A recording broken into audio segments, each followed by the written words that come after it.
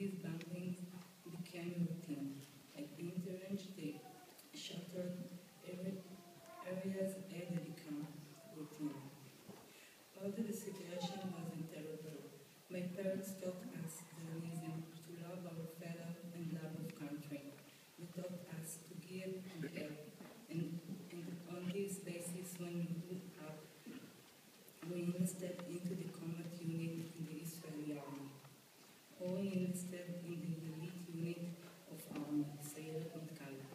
He finished the arduous and meticulous track unit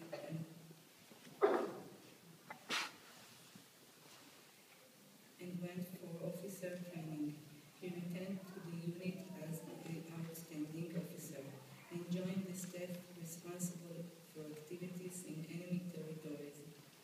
He participated in many secretive operations that we knew little about. At that time, the riots began in Gaza, and Ouri decided to leave the unit and join patrol unit Shimshon. When asked why he would give up the character role, he answered, "The real war is here, in the territories, and he wants to be where it was most needed."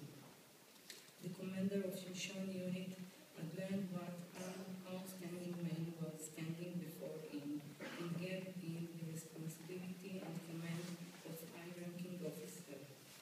When Ouri was killed, he later named him a legend in his life, the expression that accompanies Mary's Carter to this day. With the Olsi agreement, the activities ceased, and although Ouri had the choice to return to the elite unit, he decided to join the paratroopers again because he believed that was where he was most needed. He performed 4 functions as a unit commander, a very rare thing in the Israeli army. Until the day that he was killed in Lebanon, a soldier steps on the tripwire which operated a chain of demolition charges that killed Sergeant Tonkarim and Ouri. Ouri was 25 when he died. He was killed just 2 days before he was to leave for the USA to continue his studies in the U.S. Marines unit, where he had taken a course in the past when he was in the Shimshon unit. It is difficult to describe the situation of each member of my family. My parents were in their early 50s and they ceased to functions.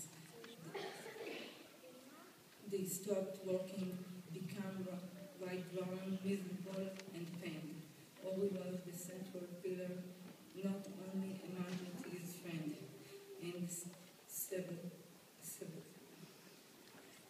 subordinates, but also his family. He left behind a large empty void which is hard to describe in words. The provocation with theirs and Ouri has brought us a family to look for ways to perpetuate his memory. It's been 16 years now, and each year we conduct a memorial sport day for children, youth, soldiers, and civilians alike. One day that unites everyone. One day that is designed to reinforce the importance of enlisting in combat unit, but taking part in joint activity that requires stamina, willpower, and team spirit.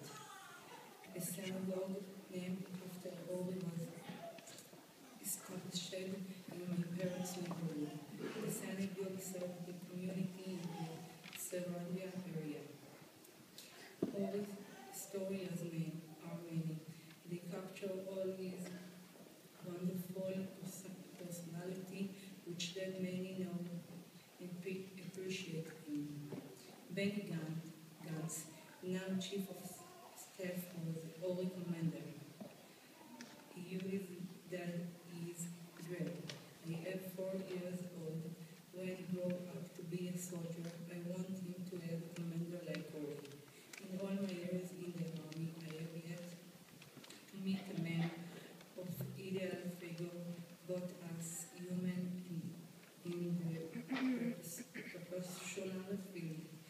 He was thoughtful, commented, listening, and warm, and at the same time a personal fighter, an extraordinary level fighter.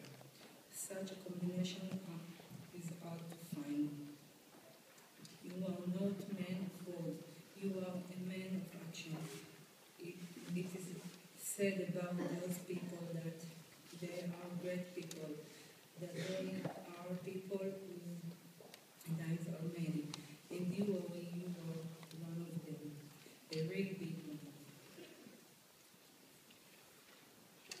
Eudman wrote, "You never come out of this, the open hole in the body, the heavy burden feeling on the chest, and that will never." I will conclude with something I wrote shortly after Ori was killed. When time stops at one terrible moment, then we lose a bit, then we feel helpless, then we want to scream and run away, and not to believe. At that one terrible moment, we are left speechless. Then this moment, this very minute, changed your life.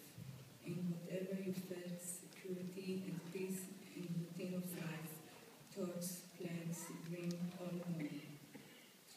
When time stops at one terrible moment, you see no way back. You either stop or go on. Then you start digging through the thoughts, memories, pages, letters, conversation with friends. Maybe you will find something there. Maybe there is something left. Another piece of information, another memory of being together, even glimmer of hope, even a sad thought, something. And I took quietly the wounded soul. I am still searching for an answer to your loss, still looking for an answer to your power, that power that was lost and took us like a storm.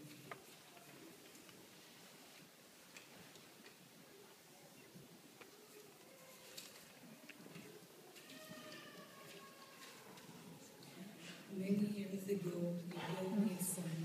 The last line was, "To be strong is to keep on going despite everything without saying a word." And I take it with me, not only because of the world, but because of you, my dear brother, because you have always been optimistic, and you always know how to find the right words. You are always there when needed, always there to help and protect, listen and know. And now, when the time stopped at one terrible moment, it was all over. It will never come back. And the hole in the body is so great, and it will remain an empty space which will never fill up again. And now we get up every morning and see your image in our minds. We try every day to be better as you are. We learn to appreciate what we have with you. I want to thank you for inviting me. It is a great honor for me and for my family to have a privilege to meet you and tell you a little about my father, Ori. Thank you on behalf of my family and myself. Thank you sincerely for everything.